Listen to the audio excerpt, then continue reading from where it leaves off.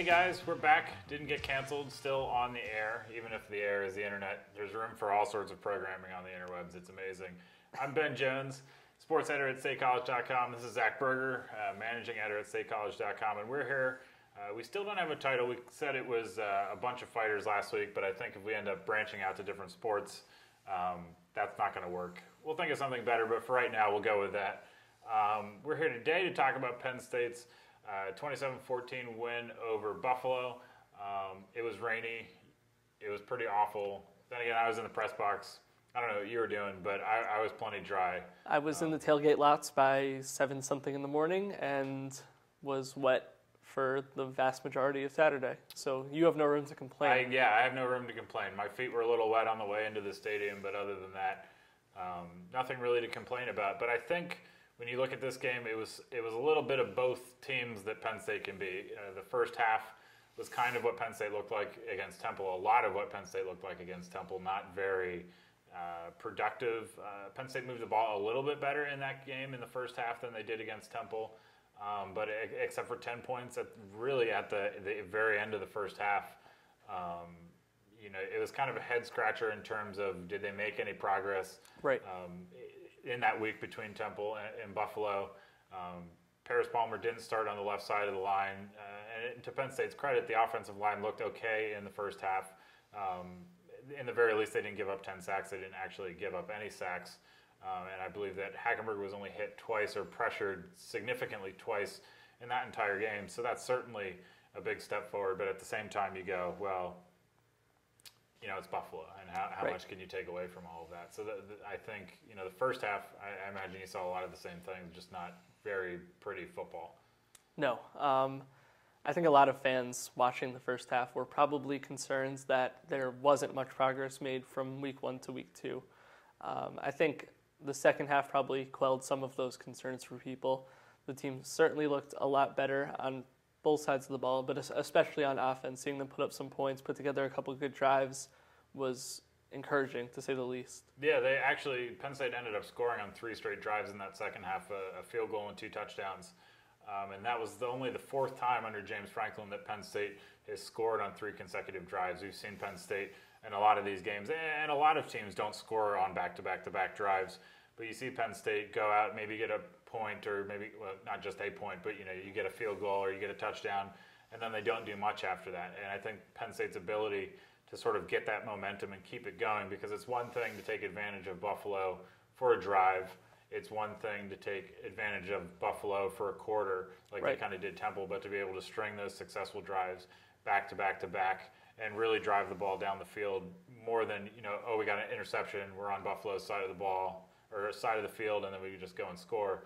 That's much different than Penn State, having those 60-yard drives where Right. you get a lot of plays, you get a lot of those chunk plays, those sorts of things that make you go, maybe they have this thing figured out a little bit more than they looked like and they did in the first half. Yeah, something we talked about last week was, we sort of set aside the fact that Penn State could have lost to Buffalo and said, how much does Penn State need to win by for people to be happy? And, when you're playing one of those so-called cupcake games early in the season and Penn State's a 20.5-point favorite over Buffalo, you expect them to go out there and just absolutely dominate. I think if you were to tell me before the game that the final score would have been 27-14, I'd say that fans would have been disappointed. But the game wasn't as close as that score might lead you to believe. Buffalo had some garbage time points that they put up at the end of the game. Penn State was running a lot at the end of the game and taking up a lot of clock that way, as opposed to, throwing the ball deep downfield and trying to put up more points on the board. So I think that all in all, a 13-point win wasn't what I said last week, would have been what Penn State needed to put everyone at ease. But in the end, I think that when you take into consideration how Buffalo scored those points, 27-14 isn't something anyone can complain about. Yeah, and I think you're right that there's especially in the second half of the fourth quarter, Penn State's defense was sort of in like a present and accounted for mode. They were out on the field, but it wasn't like they're really trying to stop Buffalo. There was just sort of like a quasi prevent defense. Yeah, it was like a prevent that's just get the game over with, and Buffalo scored some points that way. And I think the fact that Penn State scored 27 points and their second half drives looked as good as they did We'll talk about Saquon Barkley later, but the fact that he comes out, he has his, I guess it was 12 carries for 116 yards. He looks pretty good doing it. He hurdles over that guy. That's sort of the thing that everyone remembers about that game. Brandon Polk's jet sweep for 20-some-odd yards. Yep. That touchdown. The fact that Hackenberg throws a touchdown, it's just that sort of token screen that they've been throwing ever since Franklin got here. But the fact that they had some pretty-looking touchdowns, like the things that looked good, I think makes up for the fact that Penn State, didn't blow them out of the water. And I think to a certain extent the fact that the weather was so bad, and I don't remember very many games where it's rained so hard for so long. For all four quarters, there's been games where it's rained hard, or it's snowed hard, or it's been very windy, but there have been very few occasions that I can think of where it's been that bad for that long. And whether you're a good team or not, that doesn't help matters any at all. So I don't think there's any doubt that you come out of this game feeling better about where Penn State is. We'll talk about this weekend, which is a pretty big game for both teams on the field, but probably more so for Penn State fans for a lot of different reasons. But I think everyone comes out of this game going, it could have been better, but it could have been a lot worse, and you just take the win and move forward from there.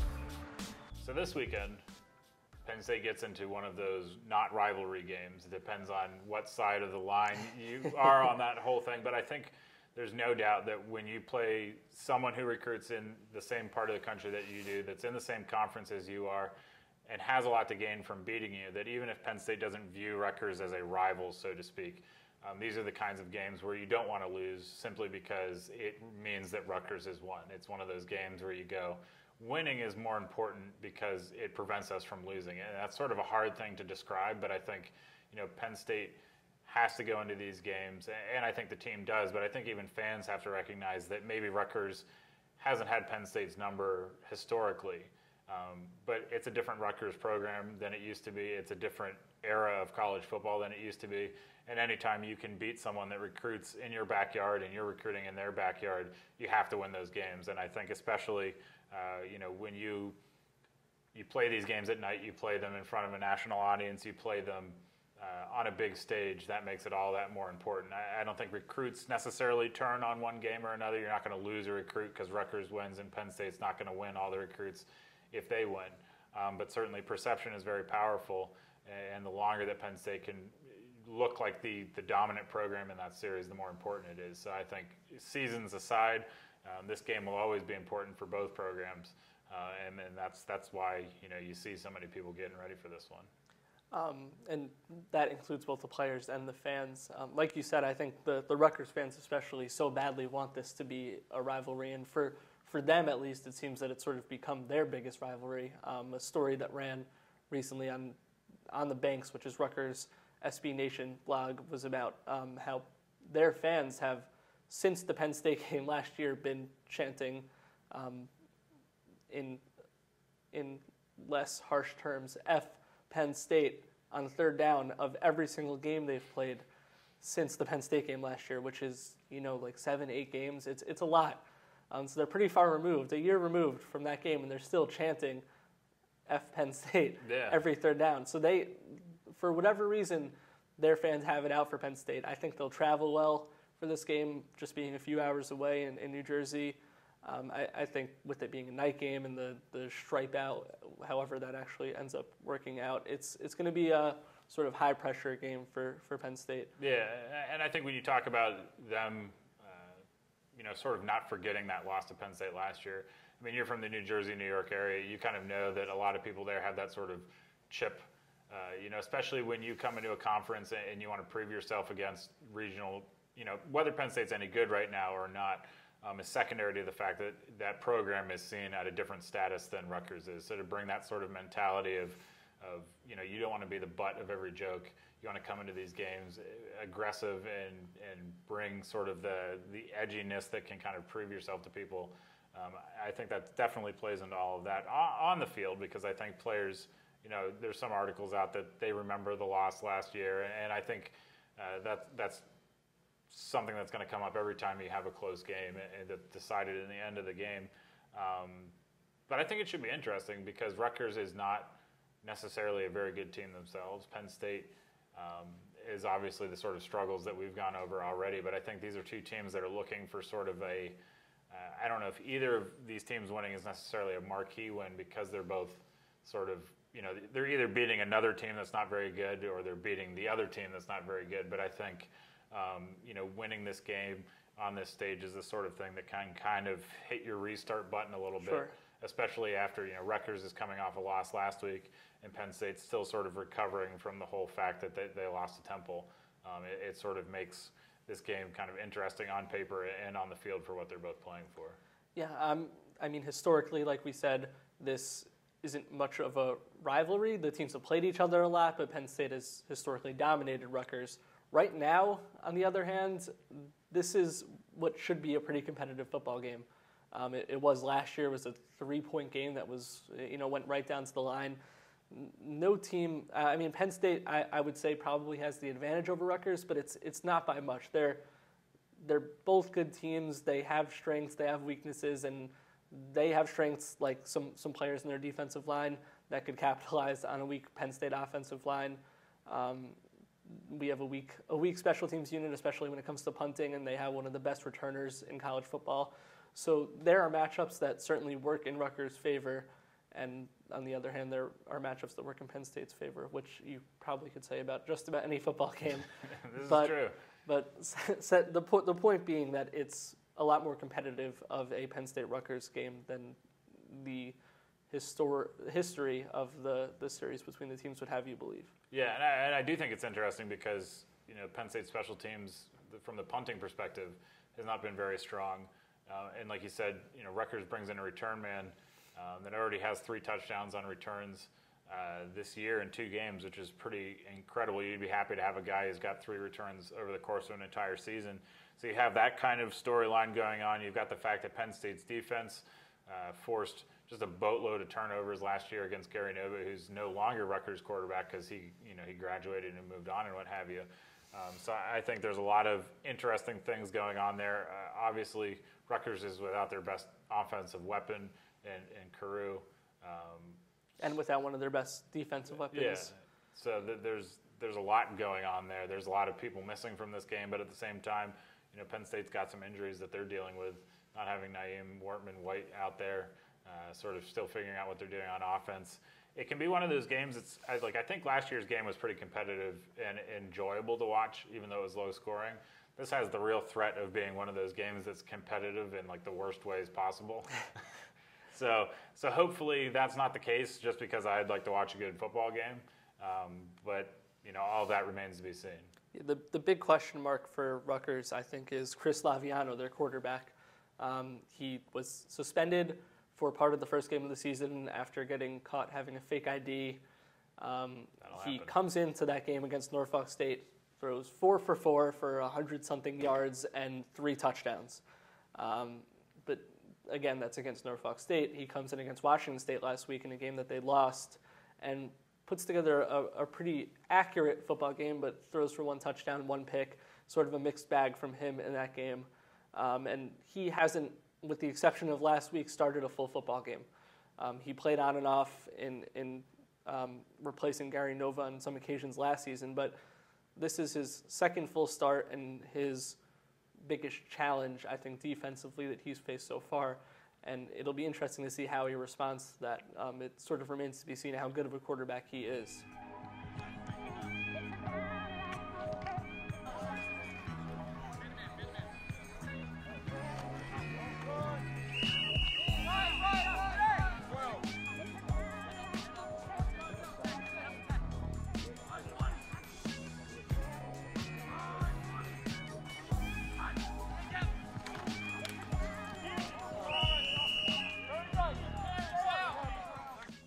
We can't go without answering some questions. because that's really why everyone watches. I mean, it could be entirely possible that's not why they watch. They like hearing our beautiful voices and intelligent thoughts. But although I highly doubt that. yeah, and I don't know if we bring either of those to the table, but certainly the people have questions because the stock in the opinion market has not gone down yet. There's still opinions to be had. There's still stocks and bonds of the opinion market to be traded. I know you hate that analogy, but it makes me happy, and that's all that really matters. If you're in the market, you should sell short on short sell opinions. Yeah.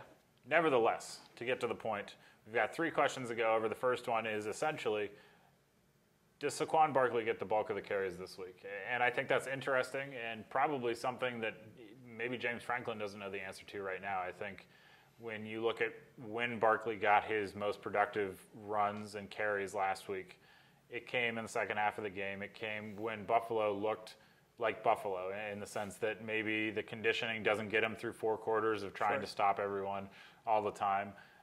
There's no doubt that Barkley's carries looked good. You know, it wasn't like he was running through gaping holes and there was no one there to touch him.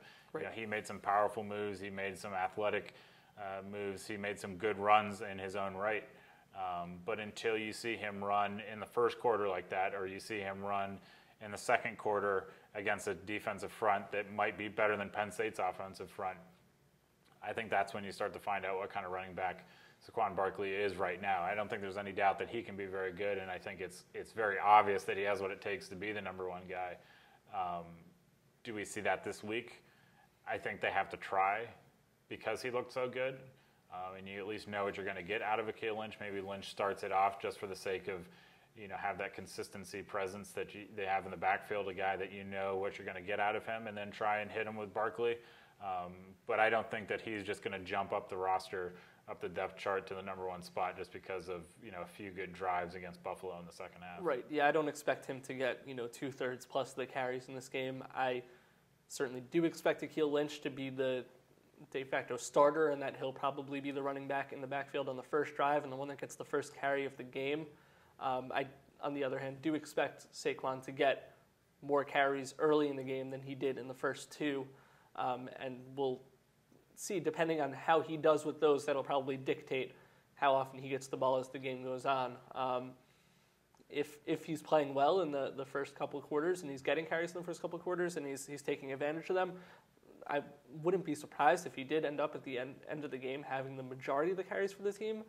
But no, I don't expect him to be the starter going into this game. Later in the season, who knows? It depends on how things go for him. Yeah, and I think that's exactly right. You see what he gives you on Saturday night, and you go from there. I think Akil Lynch has his weaknesses, but at least you know what you're going to get out of him. Right. And that's really, when you have an offense that's still trying to figure things out, at least the known entities are a positive asset to have right now. The next question, which is probably in many ways could also determine the game outside of how Rutgers quarterback plays, is does Hackenberg get sacked over or under 3 times in this game? And I think if Rutgers brought its full defensive line in full health and full ready to go, well, even without it, actually, you know, we don't know. It depends on how the left side of the line goes if Paris Palmer's in there, because it seems like Andrew Nelson's not going to play, even though he's in some ambiguous day-to-day, week-to-week status. So if you think Palmer's back out there against Buffalo, he's blocking a guy who's considerably smaller than he is. You have to think that Rutgers, no matter who they trot out there on their line, is going to be a bigger and better and stronger looking opposition than what Buffalo had. It's hard to say. When you watch a team give up 10 sacks, 3 seems like super easy to do. Yeah. Because that's really just 1 in the first half and 2 in the second, or 2 in the second. So I'd like to say that the player to watch on Rutgers is, but I don't want to mispronounce his name. I believe it's Kamoko Toure. That sounds good to me. Defensive end, he is, with Darius Hamilton out, the strongest guy they have on their front 7 in terms of rushing the passer. And depending on how well Penn State's offensive line can play him, if they can try and double him up and get some help over, that'll probably dictate how well he can do getting to the quarterback. I don't know if I want to give an over-under on 3 sacks. I would probably say that that's about where it would be, 2, 3, 4, somewhere in that area. Yeah, I mean, you have to figure if Penn State's going to snap the ball 60 times in a game, is Penn State's offensive line going to make a mistake 4 times and making a mistake, or are they going to miss a block and Hackenberg's going to hang on to the ball too long? And you have to think that those odds, given what we've seen, are probably favorable. That over the course of 60 snaps, if half of those are passes, so you've got 30 snaps, are they going to make a mistake once every 5 snaps or so? Sure. If you put a gun to my head, over is what I would go. Over is going to be safe for this not, offensive but line. not much over. I don't expect another 10. I don't expect another 10-sack game, but No. I would say over. Yeah, and the last question we've got is when the defense is scrambling, when you see them in that sort of pre-snap situation, is that confusion or communication, sort of, getting yourself set? And it's an interesting question because you do see, especially you saw on the offensive side of the ball, Brandon Polk just sort of starts wandering off, and Hackenberg is like, what are you doing? Go back to where you belong, and they end up burning a timeout. So when you see that on the other side of the ball, you see guys shuffling around. You see when Wortman White was healthy, moving guys around.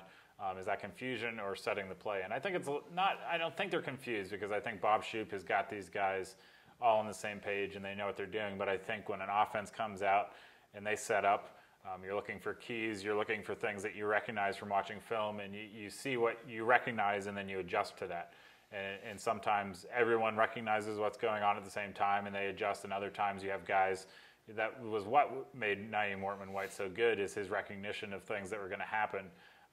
When you have that sort of situation, then you adjust, and sometimes that takes somebody smacking you in the butt and saying, move over here, they're going to do this. And I think for the most part, that's what you're seeing. I don't think that Penn State's defense is nearly they're not struggling the same way that the offense is in any respect. I think that you're pretty spot on there. I would say that for the most part, it seems to be something that's sort of planned. Some of it's communication, them pointing out things to each other. Some of it is just that typical pre-snap motion you see on defense where they're trying to give the offense different looks. Offenses will typically shift around players to try and gauge whether or not certain guys are in man or they're in zone. And I think that a lot of what Penn State and a lot of other defenses as well do is try and give different looks with all that motion that you see pre-snap to essentially confuse the offense, to make it unclear what they're doing.